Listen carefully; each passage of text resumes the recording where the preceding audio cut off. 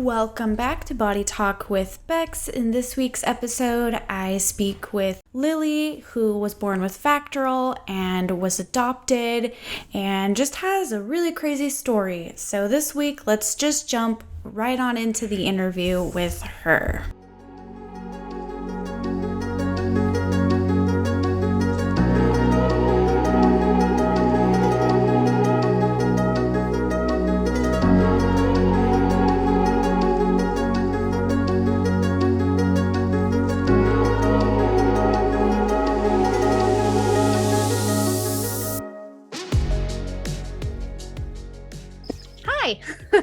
Hi. Nice to meet you. Yeah, nice to meet you too. Yeah, thanks for reaching out on social media. Yeah, of course. I listen to pretty much everything on your podcast and I was like, "Oh, this is a great platform and I've loved your podcast." Thank you. Thank you. Yeah, it felt really scary, like getting started and putting myself out there, but I've gotten to meet some fantastic people. So, Yeah. So do you want to just take us through what you've been going through? I mean, it sounds like you said Vacterl. Do you want to go letter by letter or? I don't know what would be the best because I have a little bit of an unusual situation. So I guess I'll just start from the beginning then. Yeah. So I was born in China and then I lived in China for the first 5 years of my life. And then I was adopted when I was 5.5 years old. But so, yeah, I was born with Vacterl. And I guess I'll just quickly say what I have and then go into what we did. So I have the V, A, R, and L. So vertebral, I have caudal regression syndrome and tethered cord. And then for A, I have cloaca.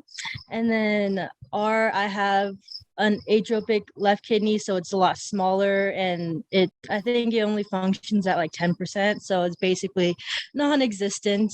And then L, I was born with clubfoot, and then I also have a leg length difference, so my right leg is a little bit shorter than my left leg. So those are the components of Vacterl that I have.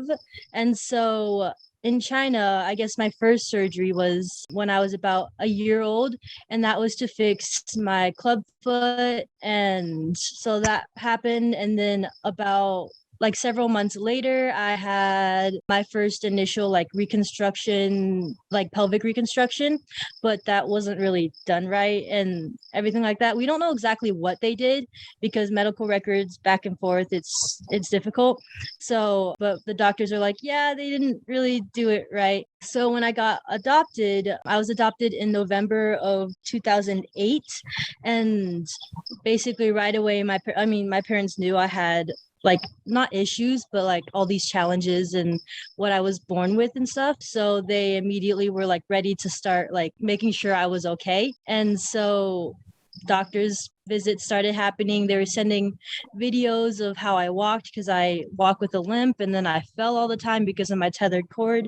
They didn't know that was a thing, but I've had it since I was a baby. And then yeah, so just all those appointments happening. So yeah, I fell a lot, and then my parents were trying to figure out like why and all this stuff happening. And then I was also dealing with incontinent issues, both bladder and bowel, because I was still living with what they called a rectovaginal fistula. So I still had a fistula between my like vaginal canal and my rectum. So I wasn't able to like control anything. And so we ended up going to Cincinnati for all my, I guess, big procedures, big surgeries. And so I got the first one I had there was my tethered cord release. That was when I was 6. So I was adopted at 5.5. And then first surgery before I turned 6. It was February. So a couple months after I was adopted, actually.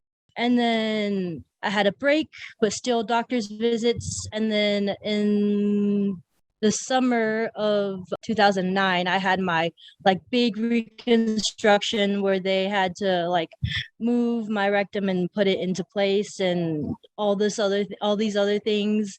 And I missed like the first 2 weeks of kindergarten and wasn't able to go to school for a little bit. And then yeah, I had to do bowel management, start a bowel management routine, which started out as like rectal enemas once a day. And then I got like a Malone surgery, which is where they took my appendix and attached it to my belly button. And then I just run like a catheter through that and basically flush out my system once a day. So I've had that for like 12 years. I'm experiencing that.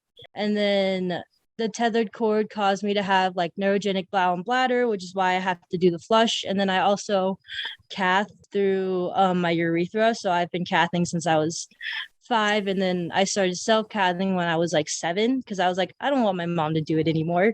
Yeah. But yeah, those are all my like big surgeries in childhood, I guess. Yeah. Wow. And I assume you still have things going on like to this day that you deal with. So I get yearly checkups like kidney ultrasound, and then I sometimes get blood work. It kind of depends on when the doctor's like, oh, maybe we should do it. So like every other year or whatever. And then I also get like a urine test. But recently, so like we thought everything was great. Like during my childhood, everything was great. And then about junior year of high school, I started to have some issues with like my bowel routine not going well and having to deal with all that stuff. And then I was having some back pain and leg pain. And so we were like, oh, maybe like my tethered cord had reattached, like my spinal cord had reattached. So I had to get an MRI for that. And they're like, nope, you're all clear. And so, well, because of all those issues, I was only seeing one doctor, one urologist who dealt with both the bowel and bladder side of things. And so, but he was all the way, so I live up in Washington. So he was all the way in South Carolina at the time. And then that was during COVID. So I wasn't able to go see him. And so wrote me a referral to like Seattle Children's to get all that done. And I got the MRI and it came back clear. But because of all the other issues I was having, I ended up meeting with their pelvic reconstructive medicine clinic team. And so I went from like one doctor to like 6 doctors, which is actually really good because I needed all those doctors to help like do everything and make sure I was okay in all of my aspects. So I was meeting with them, and because they're new doctors, they wanted to like run a couple tests and make sure like see how my body functions and see like the anatomy of everything because I'm new and complicated. And so I had an exam under anesthesia done July of like after my junior year. So that July, I had an exam under anesthesia where the gynecologist had to, because I had a vaginal reconstruction, like a vaginoplasty back when I was 6, but we didn't do anything afterwards. Usually after a vaginoplasty, you have to go in and dilate, but I was way too young for that. Yeah. So she was like, yeah, way too young. No. And so she went in and I had some stenosis at the surface level. So she cut and opened it up because I was interested in starting vaginal dilations to make it so that I can eventually have sex. But so she did the exam, and then the general surgeon who specializes in colorectal, she was also in the exam room, and she wanted to do like a nerve simulator to see how my sacral nerve moved and everything like that. And it turns out while she was doing exam, it turns out my rectum was not where it was supposed to be still. Oh my gosh.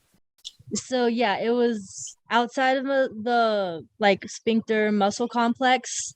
And so from then on, we started doing more tests. So another MRI. And then I had what was called a anal rectal manometry, where they test like the muscles down there and stuff like that to like get a better sense of like the anatomy of my body. So she would know if I did choose to do surgery, like how everything worked and how well everything worked. And then just a lot of appointments because I like live several hours away. I live like 4 hours away from Seattle Children's. We did a lot of telehealth appointments and stuff like that, just like talking and her explaining everything. And so just a lot of back and forth communication. And then I did end up opting to go for surgery because there was a chance that it could help everything function better. And so I got that surgery done in November, like the week before Thanksgiving, because I got discharged Thanksgiving Day.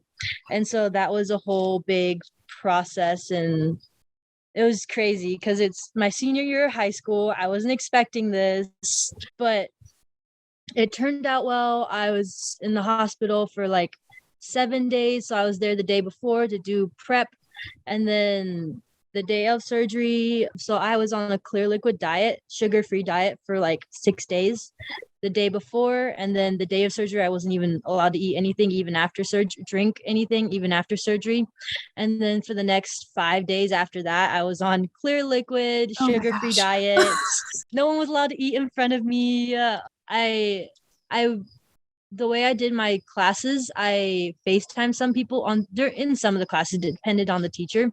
But like my Spanish class, I FaceTimed my friend, but I always made sure not to FaceTime at certain points because on every Thursday we would eat chips and queso and watch a show. So I had to make sure like once all the chips and queso was dished out, then I could FaceTime because I wouldn't see it. And so I FaceTimed, but I had to go through all of that, and then I was finally home and I was, doing okay, recovering. And then after let's see, from December 7th was when I went back to school. And then I was back to school. That was, I think, a Wednesday. So I was back to school for the next 3 days until I ended up getting a really bad UTI that got to my kidneys. It was not fun to deal with. We were trying to get a hold of my doctor, like calling, and finally my mom was like, I'm paging the on-call urology resident because we have to get you on some things, because it had been a day of me just on the couch with terrible body aches and side pain. The side pain was terrible. Yeah, I fully know what you're talking about with that. Oh, yes. Those kidney infections. Oh, yeah. So I finally got some antibiotics. I was doing great. I was able to go back to school, took vacation. We did a family trip we used to live in Louisiana in New Orleans, and we loved the city there. So we went down for Christmas and then to the beach and everything like that. And then I got back. Then I got another infection. No. That one also hit my kidney. Was that hitting your healthy kidney or we don't know exactly which one. It was just side pain. It was mostly on my unhealthy one, which is, I guess it's good. I don't know. It was mostly like side pain on my left side, and then it would radiate a little bit to my right side. But got antibiotics for that, was doing okay for like another couple weeks. Then I got another infection. Oh no, I was doing okay for about a month and a half, because I was able to go to Costa Rica on a missions trip with my Spanish class during spring break. But after spring break, I got 2 more infections. So one happened, got antibiotics, and then I thought I was fine. And then a couple of days later, I start getting symptoms again, go back to urgent care, use up another antibiotic. But then they told me, like, because the culture has to run, they told me like 3 days after I got those antibiotics, you need to switch. So I switched to a different one, and that lasted until like beginning week of June, I think. So I was on antibiotics for a little while, and I've been clean since. But after having so many infections in such a short amount of time, you get slightly paranoid, not like complete paranoia, but you're like, oh, it looks a little cloudy, oh, does it hurt, you're everything like that. Overthinking it completely. Yeah, I'm like, is this another infection? Because if I do get another one, I have to tell my doctor, because I think he's gonna, if I do, he would put me on a low dose of antibiotics for like a month to kick everything out and kind of go from there. But so far so good. Yeah. I mean, that's got to be really hard on your immune system too, the back and forth of not just having the infection but also the antibiotics. Yeah, that's a lot for your body to handle. It caused a lot of issues. And then I was on a probiotic because try to combat the antibiotic. So I've been taking probiotics ever since. I started taking a cranberry supplement to, get all those healthy vitamins and minerals. But if I do ever start, I chug a whole bottle of cranberry juice and a bunch of water. Yeah. That's what we always did. Yeah. When I was a kid and like felt something coming on. It's like, okay, who's got cranberry juice? Where is it? Where is it? I know we have Go to some the somewhere. store. Yes. Yes. Yeah. Wow. And so is your limp pretty much gone as well too now then? Did they like completely fix that with that surgery when you were No, younger? no, because the limb is more of like a bone like length difference, not really like muscle or anything like that. Like I do have low muscle tone on my right side because of the tethered cord, but the tethered cord helped with like some bladder and bowel issues, and then it allowed my leg to actually get stronger as I walked more and stuff and not fall basically as much. But as far as limb length, my limbs, like, I think it got a little bit longer as I grew. Like, it grew with my body, but it's still not the same length as my left leg. But apparently it's not as noticeable as I think it is, because sometimes, like, I've had several occasions where, like, my math teacher in 8th grade was like, Lily, are you okay? Like, you're limping. And I was like, oh, I always have a limp. I think at least, because my leg is shorter, but it comes and goes. Usually when I'm more tired, like if I've walked around a lot, then it's a lot more prevalent and stuff like that. So yeah. Gotcha. So it only bothers you like sometimes. Yeah. Yeah. That's good. Yeah. I can pretty much do whatever I want. I can go hike up a mountain, or I mean, it takes me longer because I have short legs. First of all, I'm short. And then and then it doesn't have as much endurance, I guess, because it's low muscle tone, and so not as much power and endurance. But I can, if we want to go hike 6 miles, it might take me a while, but I will go still hike 6 miles. Yeah. That's awesome. Yeah. Very cool. I mean, it sounds like you've been through quite a lot.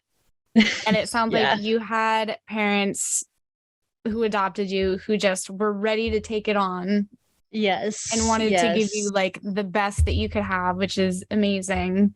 Mm-hmm. So I assume your communication with them, like they were pretty open about talking to you about everything.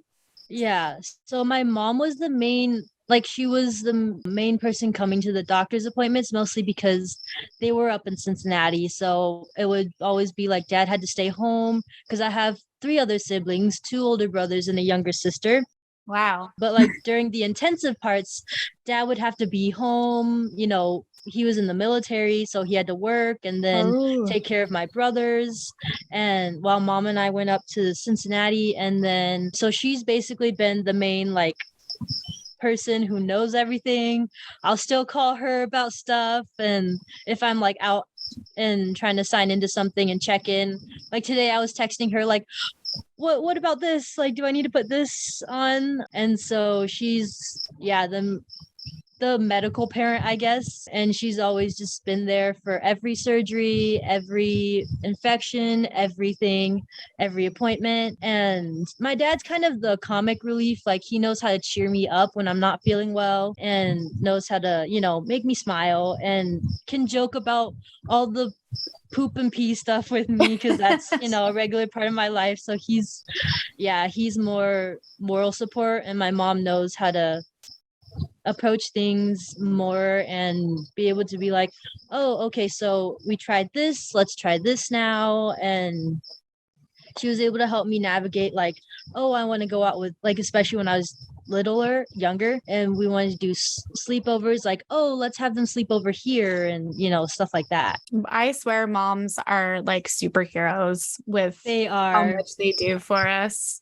Yes, yeah. Such superheroes. Yeah, my mom was always the medical parent as well, and dad was the fun, like, let's go get ice cream. Exactly. Yeah. So I guess you went to just regular school most of the time then. It sounded like only just in high school that you had to, video chat in. So I missed the first 2 weeks of first 2 weeks of kindergarten. So I was only in public school from kindergarten to second grade. And then we moved, and my mom didn't like the school system. So we homeschooled. She homeschooled all four of us. Oh my And gosh. yes, What a she homeschooled chore. all, yeah, exactly.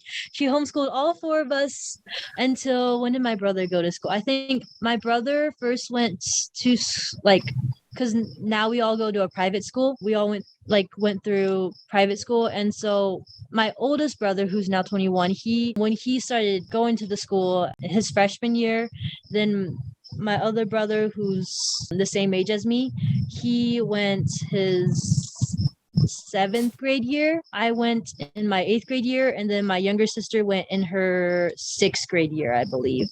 So we homeschooled for a really long time, and then kind of like transition, because the private school also has like a homeschool once a week co-op sort of thing. So we were able to like transition from just mom to then, oh, we're gonna do co-op, and then we went through co-op and then went to, I guess, normal school. That's a really cool. I don't think I've heard of that. Yeah, it was a really great program. Yeah.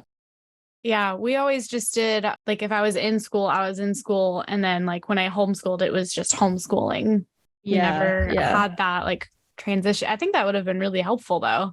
Yeah, it was really helpful because when you do that co-op, as far as the way our school does it, you can do all the sports that the school provides. So like you can do track, you can do golf, or do the play and go to the school dances and do all of those things, but you didn't have to like go to school to do it. So I thought it was really great. Yeah. Yeah, that is really cool. Did you wind up doing any of those extracurriculars? So in sixth and seventh grade, when I was still homeschooling, I did volleyball, and then I went to school and I did volleyball eighth grade.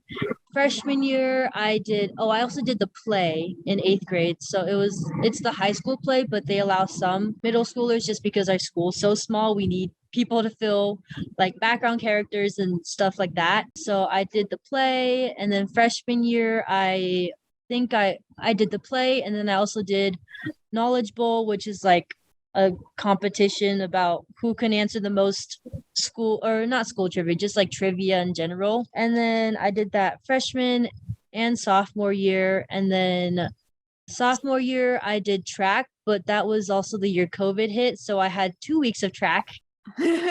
and then junior year I also did track. I got more of a track season that year, but it was still not a full season, and everything was still all wonky and the schedules are all weird. And then this year I didn't do a whole ton because I mean surgery. I planned on doing the play, but then after I was back at school and after surgery had taken its toll, I was like, oh, I don't think I have enough time commitment for the actual play itself.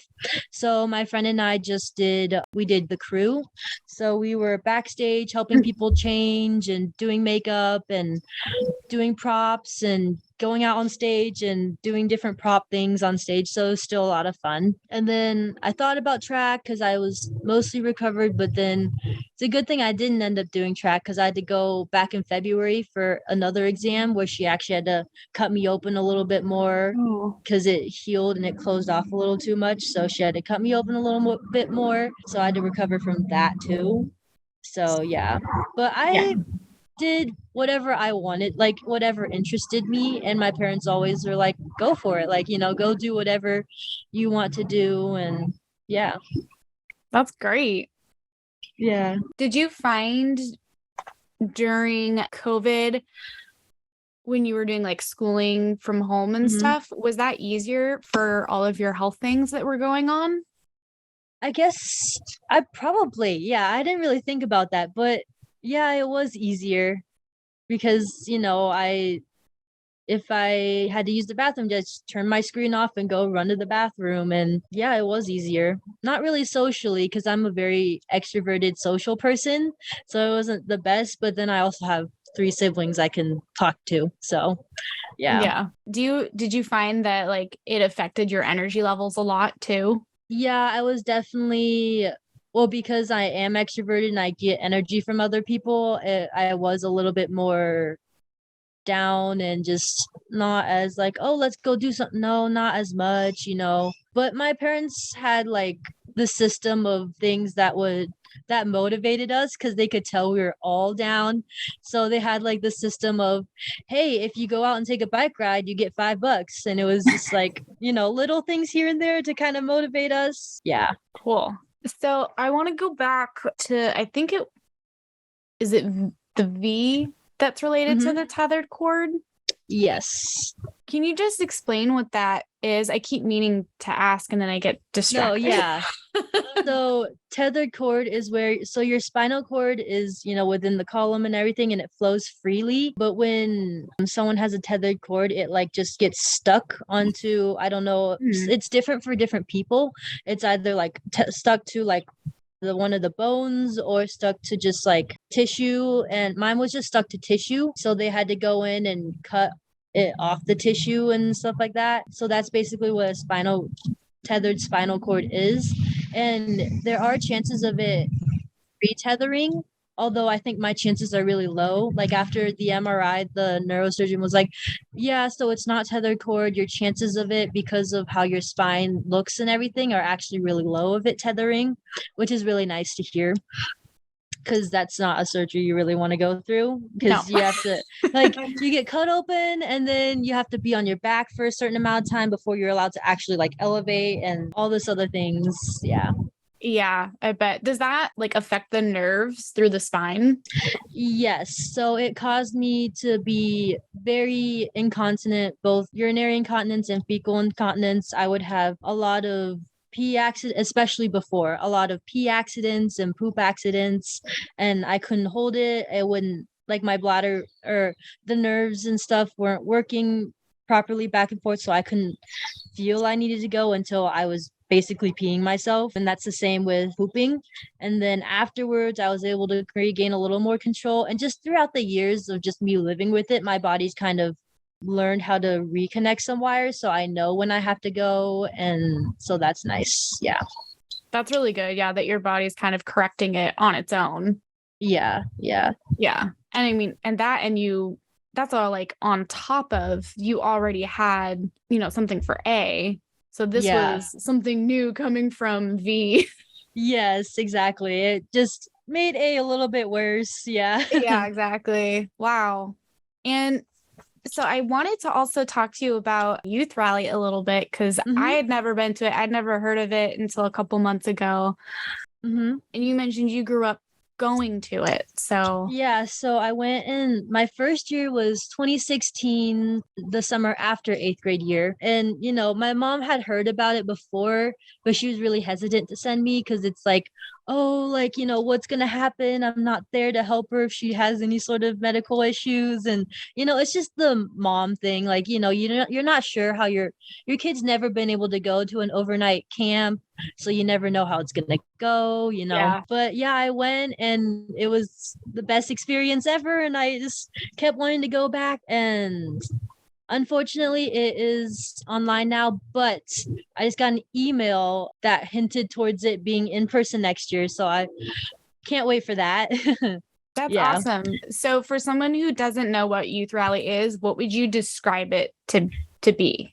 So it is basically summer camp for kids who can't go to summer camp because they deal with bowel and bladder issues. So it's located in 3 different places depending on the year. So the first year I went, it was in Seattle, and it's hosted on college campuses. So you sleep. So when it's in Seattle, we stay in UW dorms, so University of Washington dorms.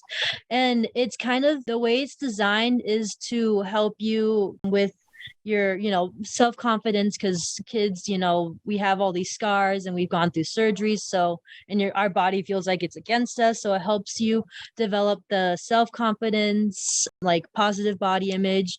And then it also is scheduled in a way where no one's helping you, or there's people helping you if you need the help, but no one's telling you when you need to cath and when you need to do your flushes or bowel regimen or whatever, because it's trying to push you towards that independence. Now if you need help doing something, they will, they have nurses on staff, and then all of the counselors and training and counselors actually have they have to have some sort of like bowel or bladder issue going on. So all of them, like there's a lot of Crohn's people and people with ostomies and just a lot of people, several Vacterl people. And so all the counselors know how to deal with an issue because they've gone through that issue, which is really nice. But there's a set schedule and you see the schedule at breakfast, and then that's how you kind of like plan out your day of when you're going to do your things that you need to do, because there's times where it's a normal camp day. They don't try to make sure that there's like, oh, 2 hours of free time every single day for you to do your thing. Nope. So like the first day is, everyone checks in, you kind of just hang around, and then there's an ice cream social at the end of the day. And then Tuesday, so it starts on Monday and goes till Friday. So Tuesday is all the medical diagnosis groups and medical management groups. So you go to whichever one you have. So I started out in the cloaca one, and then I visited the Vacterl one and I visited the Vacterl one, and I kind of went back and forth because it doesn't really matter because I can relate with both because I have both. So I've gone to both of them. And so you do that, you get to talk with people and share experiences, and the nurses help. And a lot of the times there is someone, especially in the medical management groups. So management can mean anything from ostomy to cathing, like self-cathing or Mitrofanoff cathing, or rectal enemas or enemas through a Malone. And so it's the entire skill of whatever anyone needs to do. And so they do have some people from like Seattle Children's. I remember a couple people came and spoke in those groups. So when I look back on the pictures, because I was missing Rally, and pictures are great. And so I went back in the pictures, and it was the male cathing group. And I realized, oh, that's my urologist. He's talking with all the guys about cathing and stuff like that. And then I remember the first year I was at Rally, I was in the Malone group, and this nurse practitioner from Seattle Children's came and spoke about the Malone and different things and different ways to help it go well. And then turns out she's on my care team when I switched my care over.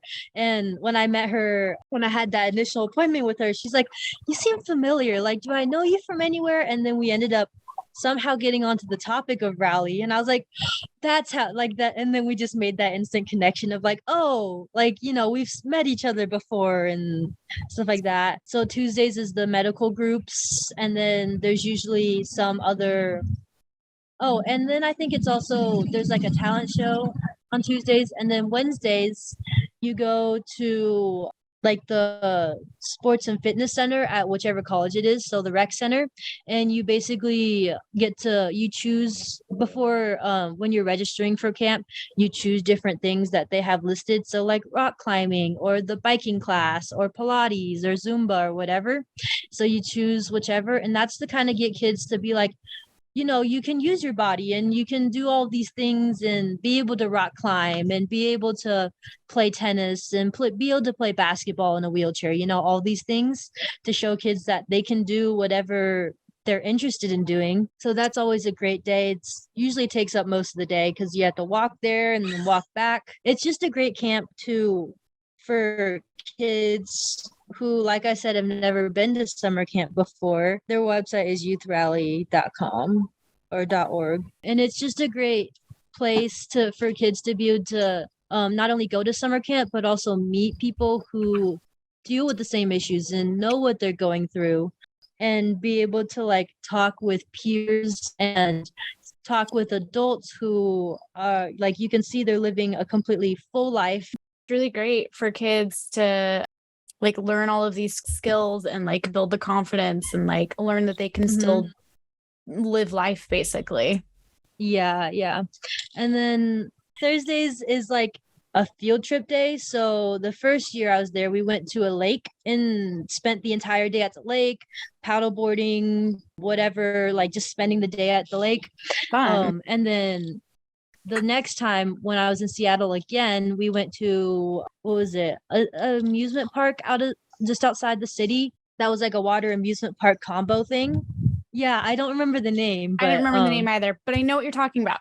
yes. So we went there and, you can ride the roller coasters and be able to play at the water park and walk back and forth. As long as the counselor was in sight, you could do whatever you wanted to do. So those are really great days to be able to.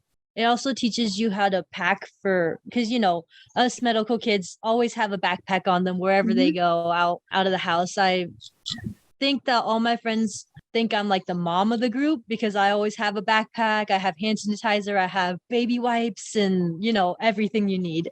So yeah, all of us medical kids. So it teaches you how to like pack for the day, and they tell you what you're gonna do, and so you pack for, oh, I need this many catheters today and to use, and just be able to do all of that. But then also have complete independence, because once you check into because we've done a couple amusement parks, like Boulder, you go to an amusement park, and also in San Diego, I think it has one roller coaster in San Diego, but you get to be out in the world, but you're not regulated, you're not told what to do. You just there's a counselor there. Do you want to go do this? Do you want to ride this ride?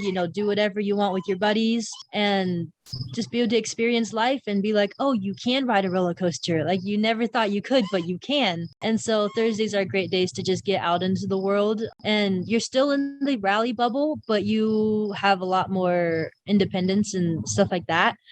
And then Fridays, so like I said, it's the free time day. You get to go off-site, off campus, or stay on campus and whatever. And there's always the dance. There's like a dance at the end of the week where it's like, casual homecoming basically. And everyone goes, and it's also the graduation ceremony for all the people who are too old to be at rally, but they we call it it's called graduation because you really do graduate. You learn all these skills and you learn something new each time you go to rally, and then you graduate because you're ready to face the world and be able to be a young adult living with these challenges, but be able to be independent, and you're ready now. Rally's helped you prepare and everything like that. So it's just I couldn't say enough good things about this camp. I love this camp. Yeah. I'm getting goosebumps listening to what it's like. I think that's amazing that there's even something out there like that for people like us. Yeah. Yeah. And that's where I met. Yeah. Oh, sorry. Oh, sorry. I was just going to say, didn't you mention you were going back as a counselor? Yes. So it starts on the 12th. So next week, I'll be a counselor in training. It'll be online. I think this is the last year. I think Mary Beth sent out an email, and it headed towards next year being in person.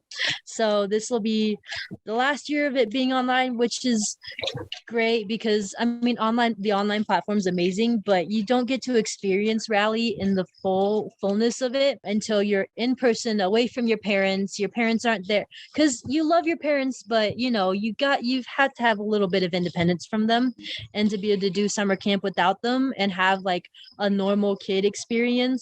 I guess I put that in quotes, Yeah, but it's also like learning how to take care of yourself so that when you are on your own, say away at college, yes, you're not stuck reliant on your parents and just totally like floundering trying to figure it out. Like you already have the skills built. Yeah. And the youngest you can go is like 11, and it goes from 11 to 17. And so you get all those childhood years, as many years as you go, to be able to build upon each skill that you have, meet new people. That's where I met my best friend. I was actually just up in Idaho yesterday because it was her birthday, and she also has Vacterl. And we met, both as 13-year-olds, 14-year-olds, just shyly like, hi, what's your name? Like, what do you have? And now I'm driving up 2 hours to go spend the entire day with her. And we've gone back and forth. She's flown up to my house because she originally lives down in San Diego, but she's living with a different family and helping out that family right now as a job. And so we would fly back and forth. She would fly up here, come see me, and I would fly down there to go see her. And, we're best friends. That's amazing. Yeah. I think that's something I also missed out on, was like meeting other people like myself that I could be friends with and have that connection with. Yeah, it was really great. Just because you can talk to doctors and ask them questions, but it's really different when it's someone else who's been through that and someone else who's your age. And then you can talk back and forth if you are going through, like if I do go through issues and stuff like that, especially when we were long distance, we would always FaceTime at least like once a week and just be able to catch up. Like, how did your week go? Like, if not more than once a week. Especially during COVID, we always FaceTime back and forth. And she also does bowel management. So most of the time it was both of us on the toilet, FaceTiming back and forth and talking and whatever and watching a show together or just sitting there. We don't have to talk. We're just doing our own thing. But we are so comfortable with each other and we can just be able to have that connection without even being talking the entire time, and it's not awkward. And she and I just find like great companionship and being able to relate to each other. Yeah, there's just a completely different level of like understanding and like comfortability around people like that. Yeah. Well, that's awesome. I'm definitely going to be linking you, Thrally, in the show notes for this. Yes. So anyone listening who has a kid around that age, 11 to 17, look into it. I definitely wish I had known about it. Yeah. No, it's amazing. Yeah. So what are things that you do on a daily basis then? Like different medications and preventive care and things like that you kind of deal with? Yeah, so I self-cath at least 4 times a day, and I just make sure to drink plenty of water because when you self-cath, you're already introducing bacteria. So I have to use like a BZK antibacterial wipe before I cath and drink a bunch of water, and then like keep my salt levels down a little bit. And then I also do bowel management through my Malone. So I have a solution of like saline and glycerin. We're trying to tweak that actually. I'm having some issues with it, but I basically run that through my belly button and I poop on the toilet for an hour. It's only supposed to take an hour. Right now it's taking a little bit longer than an hour, which is why we're trying to get it to only be condensed to that long. Most bowel management, from what I understand, obviously there's so many different ways to do it, but most of it is about an hour. 45 minutes to an hour is like the ideal golden time that you want to be sitting on, because any more than that and it just gets in the way of being able to do things and stuff like that. So we're trying to tweak that right now. For me, it's been causing some issues, but nothing I can't fix or whatever. And so I do that, and then I take like oxybutynin for my neurogenic bladder to keep the bladder spasms down. And that's, yearly checkups. I've had a lot more doctor's visits and telehealth visits lately because of everything else going on. But unless I have an issue, I'm all good for a year. Yeah.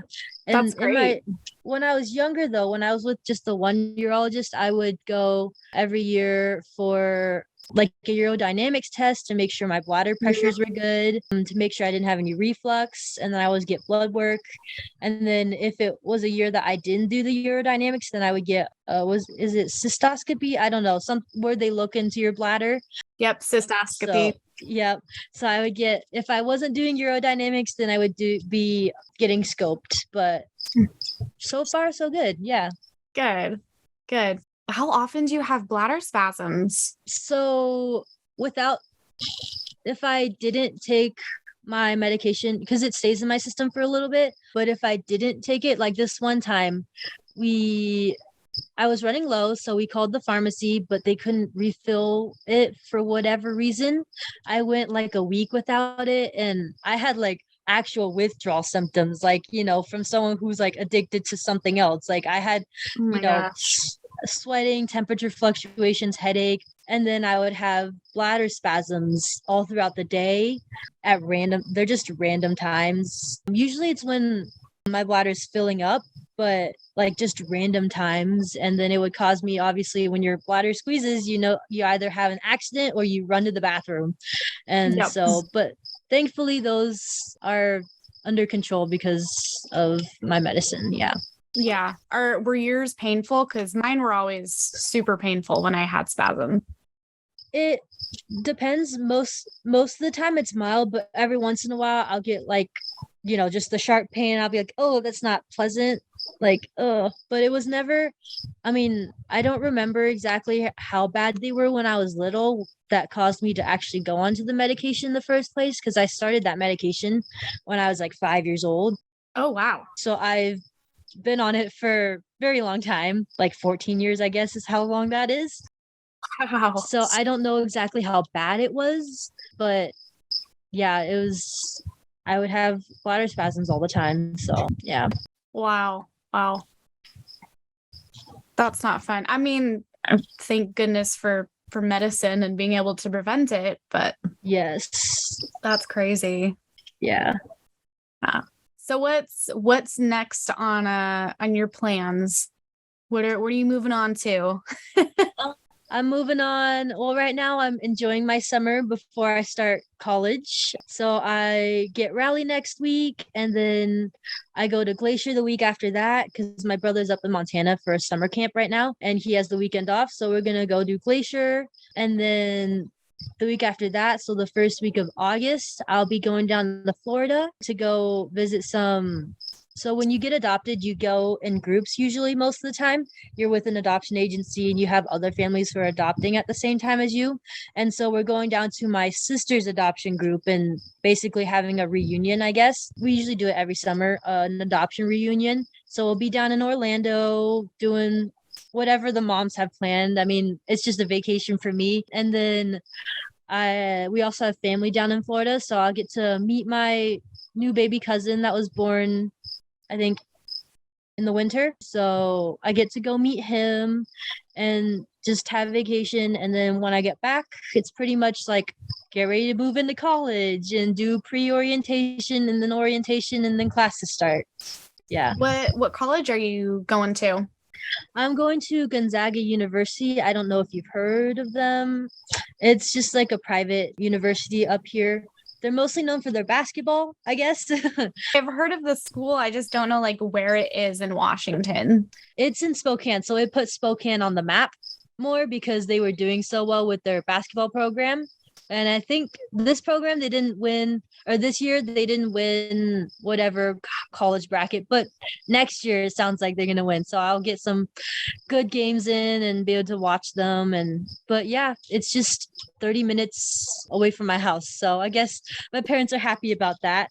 Yeah, are you going to be living on campus? Yes, but I think only for this year, mostly because so I got scholarships and then my dad was in the military, so he has what's called a GI Bill, and it's 4 years of college paid for your kids, but he chose to have 4 kids, so got to split it amongst all of us. Each one of us gets a year, so that pays for my room and board, so which is nice for the first year, but I don't know if I'll be able to afford living on campus, and I'm already gonna have to take out loans for just the tuition part of it, so maybe not, but this first year I'll be on campus.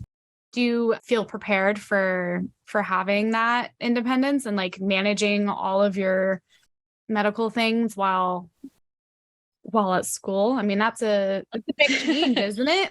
It is, especially with the roommate situation. That was tricky because Gonzaga only has like traditional or suite style. They don't have any single private rooms, which was kind of like difficult and nerve-wracking because you have to tell your roommate. So I ended up going with a suite style with 6 people in a suite sharing 2 toilets. So that's why I chose that one, is because there were 2 toilets available.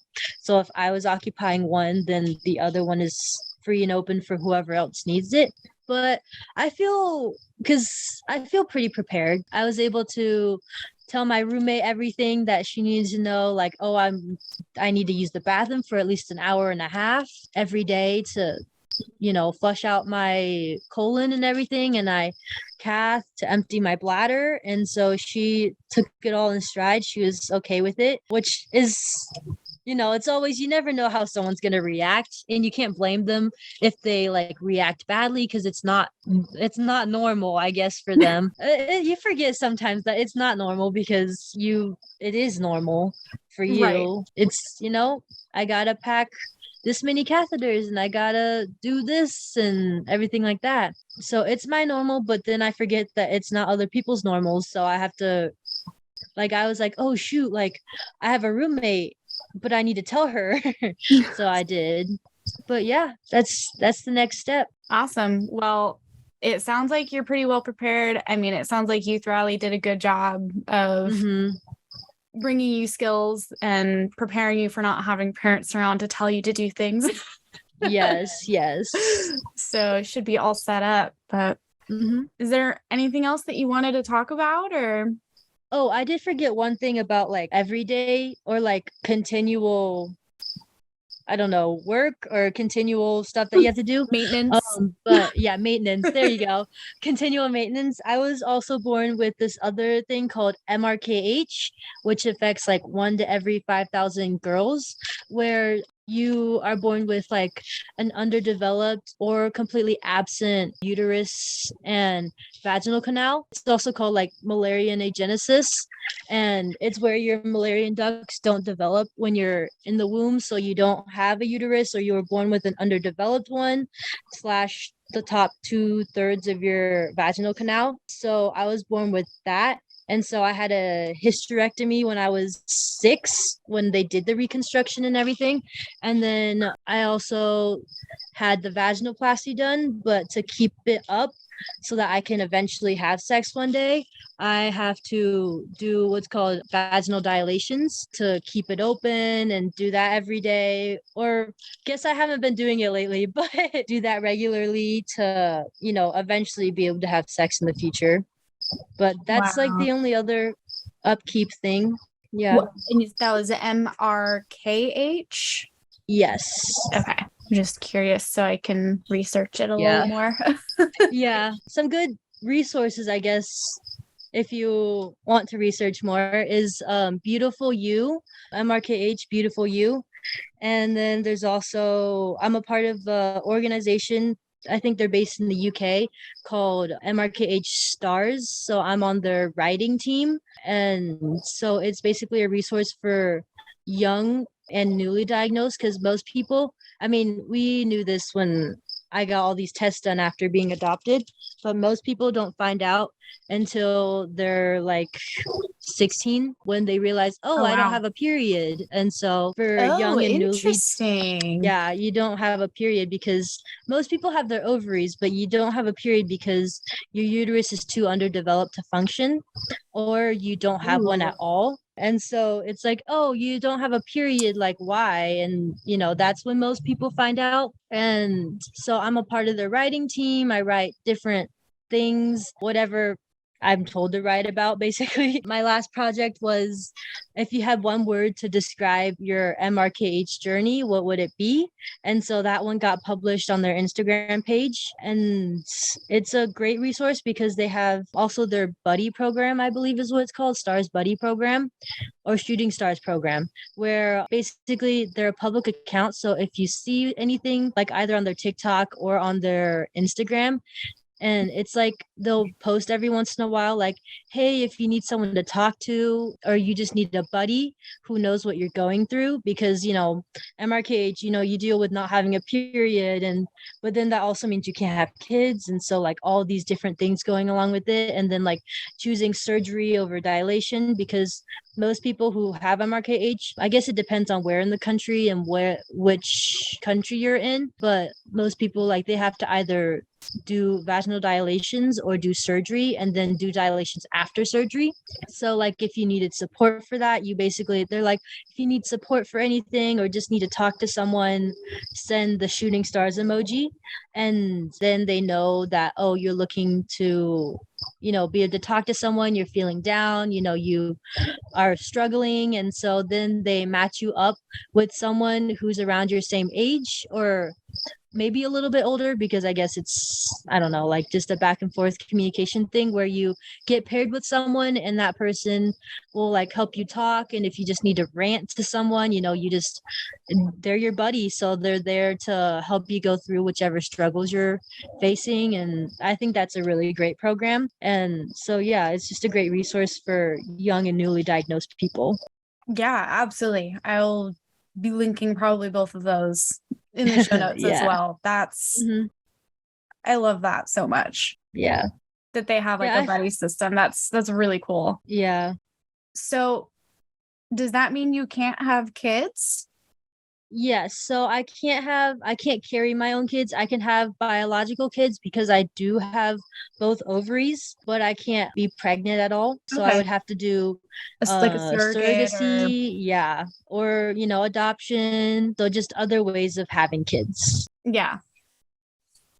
I mean, at least you can still have kids should you, decide to want to do that in the future. I mean, Yeah, still an yeah. option. It's not completely off the table.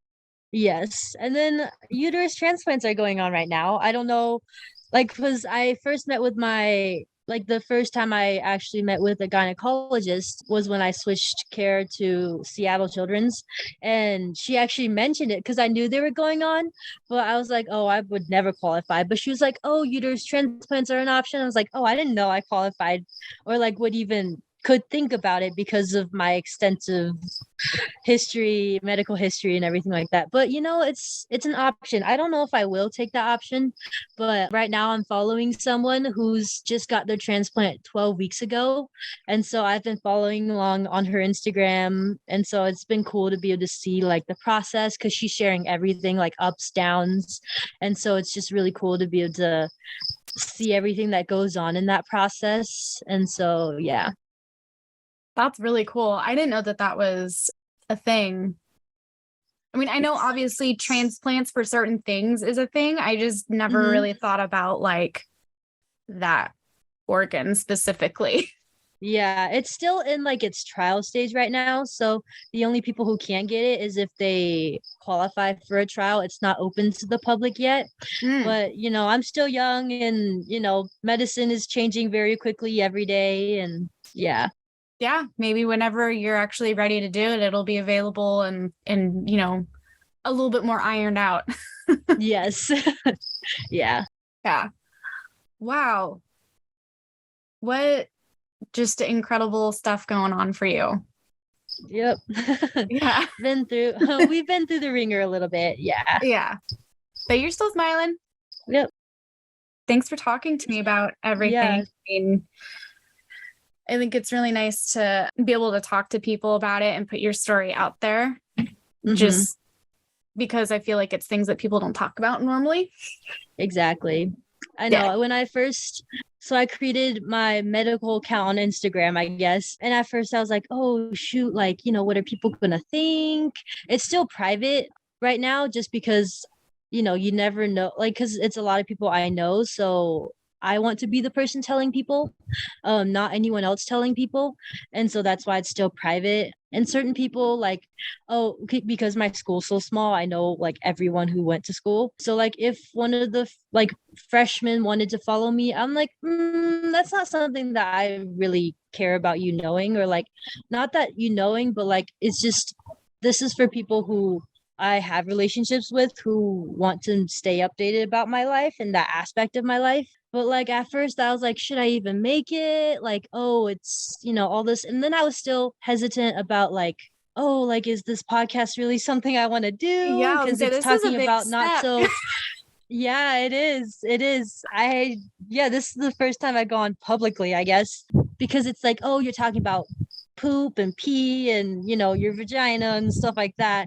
And so it's just like, you never know how people are going to react. But then what if it reaches someone out there who can relate and who's struggling and just like needs to be able to hear this from someone, that it does get better, and that like, you don't have to let this hold you back from doing whatever it is you want to do. Like, I'm studying to become a nurse and I'm minoring in Spanish and I'm going to study abroad, or hopefully, I don't know. We'll see how that goes. But, you're able to travel, you're able to go have fun at an amusement park, you're able to live your life without anything. I mean, there'll be little bumps and bruises here and there of like, oh, this doesn't go right.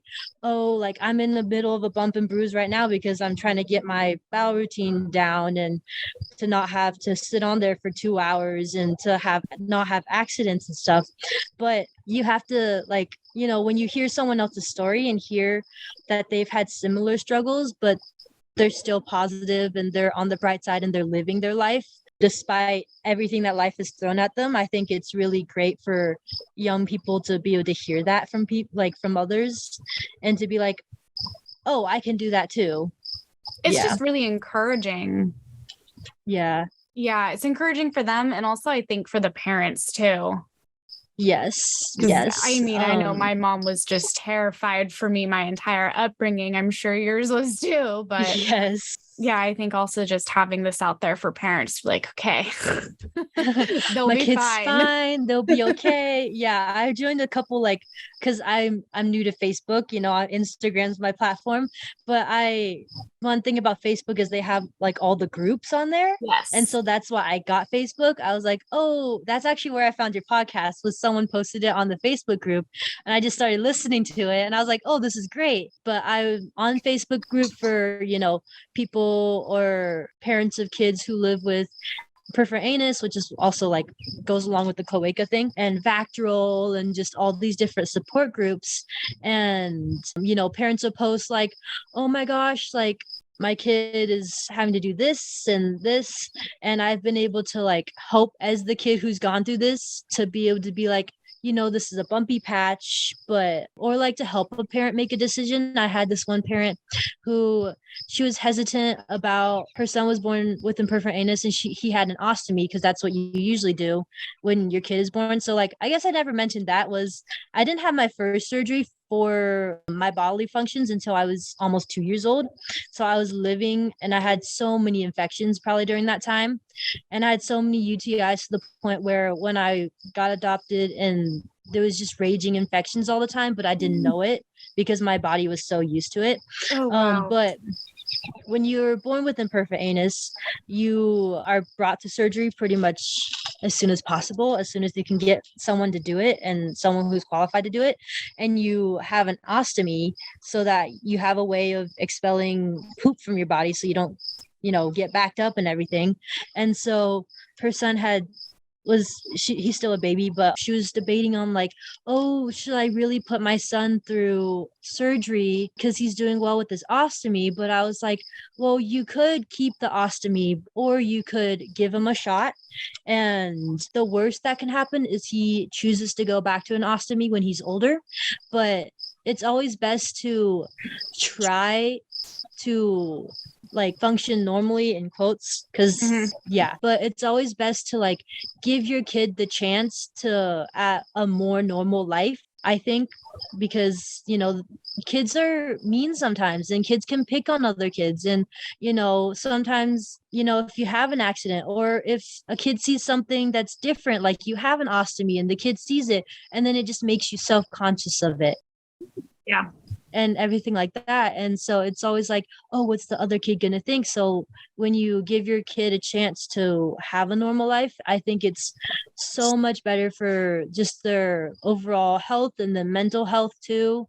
And to be able to, because I mean, having an invisible illness is, it's hard because people don't know that you're going through all these things. But then it's also a blessing in itself, because then people don't have to know. Like, if there's, you can kind of be more picky and be able to choose who you want to let see exactly side. And it gives you, I think, a little bit more of the self-confidence as well. It does. So yeah. So I've just been able to help other parents to like see that, and see that, yes, if they choose surgery, their kid has to deal with all these other things, like bowel management, for instance. A lot of kids with IA have to do bowel management, but it gives them a shot to be able to live their life and everything like that. I mean, you can still live your life with an ostomy. I have several friends with ostomies, and they're like, that's great. But, it's just all the different things. Like, don't let a surgery that could help your kid's quality of life hold you back just because it's surgery and they have to deal with all these things, because they will still end up living their life despite whatever it is they have to go through. Yeah. I think definitely it's a case of like parents letting the fear of what the surgery is going to be like and how that's going to be for their kid that holds them back from like pulling the trigger and saying, yes, let's do it. Mm-hmm. Yes, definitely. But then you also have to have the other balance of, oh, maybe this surgery isn't the best. Like I almost got a Mitrofanoff. It was offered. My mom was offered to because when I got my Malone, they were like, oh, maybe we should do a Mitrofanoff at the same time, kill two birds with one stone. But my mom's like, well, she's doing great with her cathing. Her infections are down. Like she's doing great as far as that goes. So she was like, nope, we're not going to do the surgery. And I'm very grateful for that because I would not want to deal with the Mitrofanoff. Yeah. Really? Yeah. I love the Mitrofanoff. Oh, really? Yeah. Well, I've heard a lot of, my mom heard a lot of things about it getting infected easily or about having to do bladder irrigations. And that was something that she didn't want me to have to do because I was already doing a bunch of other things. So but I have friends who have Mitrofanoffs and they love it and it's great for them. But I'm glad my mom didn't choose that for me because it would have been another thing that I just would have had to deal with. It would have been normal, but I'm glad that I don't have to deal with those things. Yeah. Yeah. There's pros and cons either way you look at it. Exactly. Yeah. Well, yeah. I'm really glad and kind of honored that you chose my podcast to be the first public arena that you're talking about this. So thank you for coming on. Well, thank you for having the podcast in the first place. Yeah, I never really found one that was about, bowel and bladder things. It started out as just, your story with all the problems you were having with your bladder and everything, bladder extrophy. And then it just grew to be more all these challenges that everyone has to deal with, whether that's you're born with it or you got it later in life, like chronic illnesses and stuff like that. So I just love the platform. Yeah. Yeah. Just because we've got different things going on doesn't mean we can't relate. We've both still been medical children, basically.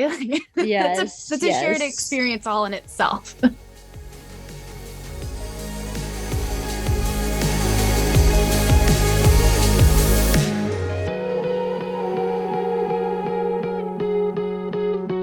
Thanks for listening to this week's episode of Body Talk with Becks. I hope you enjoyed this interview with Lily about Vacterl and the variety of challenges that comes with. If you enjoyed this episode, please leave me a review on Apple Podcasts or wherever you listen to podcasts at. Also, consider becoming a patron on patreon.com. We just rolled out some new great stickers for patrons, which are also available on the website. If you would like to share your story or know someone who would like to, I can be contacted through my website, www.bodytalkwithbecks.com, or on social media. Thanks for listening.